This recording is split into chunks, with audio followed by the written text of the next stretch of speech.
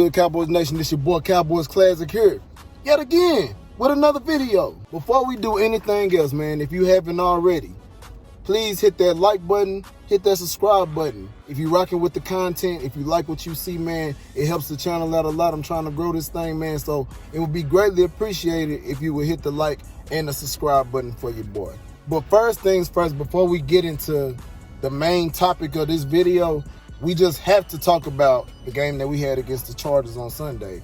Was it the prettiest game? No. Was it a high-scoring game? No. But it was a hard-fought, grinded-out type game, and I feel like that's something that great teams need. And I feel like we're on the verge of being a great team. You want to find multiple ways to win and experience different circumstances, or as many circumstances within the game as you possibly can. Those are what make or break good teams, man. Teams that haven't experienced certain things in the playoffs, those are the ones that fold. You want to win in damn near every way possible, for sure, just so you can add that experience under your belt. And the Cowboys did that, man, with a hard-fought victory with the Chargers, man. Yeah, we ain't going to even talk about officiating and stuff like that. Piss on officiating. Most games, we don't get the calls that we want. You can see that in the first game of the damn season.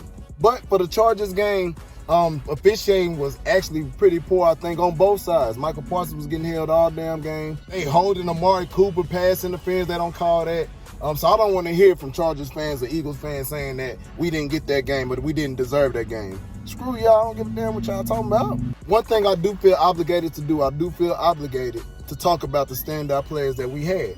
And first and foremost, the standout player that I noticed was Terrence Steele, man. I feel like I got to give him his kudos. I got to give him the praise that he deserves right now, because he received so much hate, flack, all of that from Cowboys Nation because of his poor play last year. He played like trash, so it was warranted.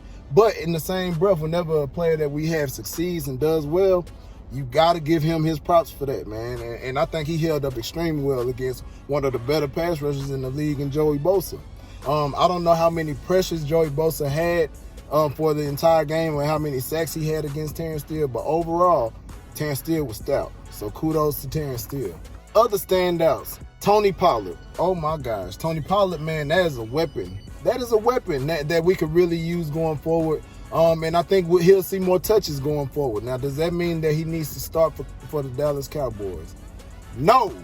People who know football, they know that Tony Pollard is not our best option in terms of a running back, especially when you're talking about a starter. Zeke is. There's no question about that. But those who are on the outside who don't really understand and know football will say just because he had more rushing yards and because he is a bit faster and quicker that he should start. And because his contract is smaller, that he should start. That's beyond me. Zeke is still the top dog in the running back room. There's no question about that. Cowboys Nation knows that. Yeah, he got a big contract, but the things that he does in terms of protecting Dak, in terms of getting them grinded out tough yards, that's who you need as your bell cow back, and that's what Zeke is. What I feel Tony Pollard is best suited at is being a complimentary back to Zeke. Zeke is the thunder, Tony's the lightning. You can kill defenses like that. Most teams don't have that kind of combination in the backfield. The fact that we do, don't screw it up. Keep them both. Another standout, J-Ron Curse, man. This dude has been balling since week one. Since week one. Whether he's playing in the box, whether he's playing at safety, whether he's playing nickel, it don't matter. Dude is balling, and I was wrong about J-Ron Curse. I honestly thought that he was just going to be a special teams player for us and a decent backup. But this dude is an impactful backup, and he could, honestly, I feel, start for a lot of teams, especially playing the way that he's playing right now. Last year, we didn't have this much depth at safety or in the secondary in general. The fact that he's not even a starter and making as much of an impact as he's making, man, you can't do nothing but be happy about that. He a tone setter out there, man. I really like what I see from him, and he really stood out to me. And while I'm talking about J-Ron Curse, I might as well talk about the secondary as a whole. Last year, our secondary was basuda, trash. Our secondary looks vastly improved. Vastly improved, man, from getting takeaways, from hitting people, from not blowing too big of coverages, giving up big plays all the damn time. The secondary as a whole, they've been balling, man, with KZ and Malik Hooker even. Anthony Brown still garbage. That nigga trash, bro. But everybody else, for the most part, man, been holding up pretty well, man. We getting turnovers every week. Hopefully we can keep that up. but the secondary actually been playing really, really well, so kudos to them. And of course, we got to talk about CeeDee Lamb. Now, Amari Cooper, yes, he's our #1 receiver, and you're going to put respect on Amari Cooper's name. The ones who not putting respect on it, he going to show y'all niggas on Monday. But Amari Cooper, yes, he's our #1, but CeeDee Lamb, man, sooner or later throughout the season, do not be shocked if he overtake Amari Cooper as the #1. And there's nothing wrong with having two capable #1 wide receivers. That's a good problem to have. Ain't nothing wrong with it. But CD that dude. CD is that dude, man, and you can see his growth each and every week. Yeah, he had his drops the first game. Do I question his hands? No. But CD is definitely an impact player. He impresses me every time he get his hands on the ball. He a big play waiting to happen. Micah Parsons, oh my damn. He is a dog, man. A dog that our defense hasn't had in years. And he a tone setter, man. He gonna hit you, and I honestly think he can excel at the D-line or at linebacker, being an all-pro type player, man. He got that type of impact. So Michael Parsons, man, you keep showing out, brother. Enough about the game against the Chargers, man. We went to L.A., we handled business, we won the game. We got to move on. Because Monday night, we got a divisional opponent in the Philadelphia Eagles who we got to play, and we got to beat these niggas. We got to beat these niggas. And if y'all don't know anything about me, one thing that y'all should know is that I can't stand the Eagles. Can't stand them niggas. I can't stand them. I hate their team. I hate their colors. I hate their fan base. I hate everything about them niggas. They sorry. The only thing they got is a fluke-ass Super Bowl. And they hold on to that and then try to talk down to us about having one. They got one. We got 5. It's crazy, man. But one thing that's going to work in our favor, because, I mean, it is a divisional game. And although I'm not sold on the Eagles and I think they all trash, divisional games, you never know how they going to shake up. You don't know how they going to shape out. You don't know which way it's going to go. Do I think we going to smoke these niggas' boots? Hell yeah. I believe that. I ain't scared of them, and we going to get into that later. But it's still a divisional game, and they going to play us harder than they going to play anybody this year. There's no question about that. One thing that's going to be to the advantage of us is the fact that it's our first home game. The stadium is about to be electric. It's going to be that first home game since that gruesome injury. Bro, man, I'm telling you, Dallas, and I stay in Dallas. We turned up. We ready. The city ready. Triple D, nigga. We hyped and we looking forward to this game, man. And we can't stand the Eagles. Man, everybody going to be behind Dak, and Dak is going to be trying to, I know Dak going to try to kill these niggas. I already know. Because he don't like the Eagles neither. Just like I don't like them. Dak, we cut from the same cloth. The fact that it's Dak's first game back home, that means something to him. It means something to the team. It means something to the city. It means something to the fan base. That means a lot, man. So the fact that that's the home opener, that's already gonna work in our favor because the crowd gonna be on fire. Crowd gonna be going crazy, man. One thing that we are dealing with, I know on both sides, is injuries. We dealing with quite a few. Actually, I feel like we dealing with more injuries than the Eagles are. But the Eagles definitely are dealing with some significant injuries as well. Just heard today, Jordan Mailata, they left tackle, he might not play.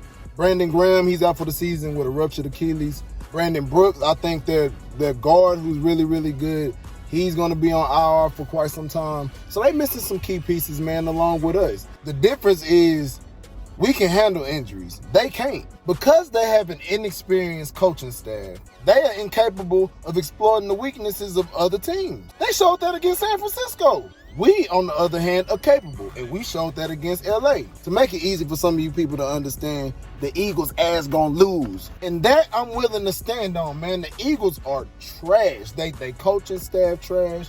They fan base trash. They team trash. They talk so spicy. All the content creators, they feeling just because they beat Atlanta. Sorry, it's defense. They feeling like they got a top defense now. They go against San Francisco, whose quarterback play is atrocious. Jimmy Garoppolo ain't nothing to be scared of. Who the hell's scared of Jimmy Garoppolo? I'm not. They feel like because they shut him down, that they can hang with a top dog offense like the Dallas Cowboys got. And I'm willing to talk mine now. I'm gonna talk mine this hate week, so I'm gonna talk mine. We got one of the best offenses in the league. We gonna probably have one of the best offenses that you gonna probably see. You got to see us twice a year. Your defense ain't gonna hold up. Y'all already injured. Your star pass rushers out. Your backups can't do nothing with Tyron Smith. Period. Terrence Steele might shock you some. But we got so many weapons, and Dak get the ball out so quick. What y'all gonna do? And I dare y'all to press. Amari gonna eat y'all up. Are you saying Dak can't throw a deep ball? Do you know who he is? Y'all are sick, bro. I feel like, honestly, I think we gonna smoke these niggas. I think we gonna smoke. At least I hope we smoke these niggas. I don't care how we beat them, but I would much rather smoke these niggas. Boots. I want to kill them. I want to keep my foot on the gas too. Like I want to put 40, 50 points on them. And then I'm gonna laugh at them after we do it. Why are we doing it? I want to ruin that. I want defense to shut them out. I want them to sack Jalen Hurts about 5, 6 times. I want to get about 2, 3 picks off of Jalen Hurts. And I want to make Miles Sanders fumble the ball maybe 2, 3 times. That would be ideal for me. That would make my Monday shit. That would make my week. That's what I'm looking for. Because I feel like we so much better. We better coach than them niggas. We have a better team overall. We can handle adversity. I don't want to hear the excuse from them talking about injuries. Damn that. They got injuries. We got more injuries. Significant injuries. Our star pass rusher gone. Our backup pass rushers gone. Our starting DTs are gone. We got rookies out there. And we still gonna ball. I still think we gonna beat them. Eagles ain't scared of them, and I don't respect nothing about them. I don't respect them. I'm sorry, I don't. I can't stand them, man. And I hope we kill these niggas. I can hope and I can want all of these things to happen, but they mean nothing if we don't execute the correct way. Key number 1, contain Jalen Hurts and make him throw because his ass can't throw. The dude can't throw. He's not a pocket passer. He's not. What bails him out is him using his legs, getting outside of the pocket, either breaking it for a big run or eventually somebody getting open. Jalen Hurts is not that good of a thrower, in my opinion. Can he throw the ball? Somewhat, absolutely. He can throw it to some degree. He's an NFL quarterback. You got to be able to throw it to some degree if you're going to start for any team. But does his arm scare me as a pocket passer? Hell no. Make him throw. Key number 2, watch the deep ball, because although he cannot throw, his receivers are fast. Jalen Reagor's pretty fast. Quez Watkins is fast as hell. Devontae Smith got some speed on him as well. And all of them have the ability to go deep. And they got some young, talented receivers. I ain't going to even hold you. They got some young, talented receivers. Our receivers are better, obviously, but they definitely got some young, talented receivers who can get behind defenses when given the opportunity, especially if defenses are lacking or they're not paying attention to their keys. But that's key number 2. Don't give up the deep ball. You do your assignment, they shouldn't get behind you no way. Key number 3, stay balanced. I feel like we had a really good balanced game against the Chargers.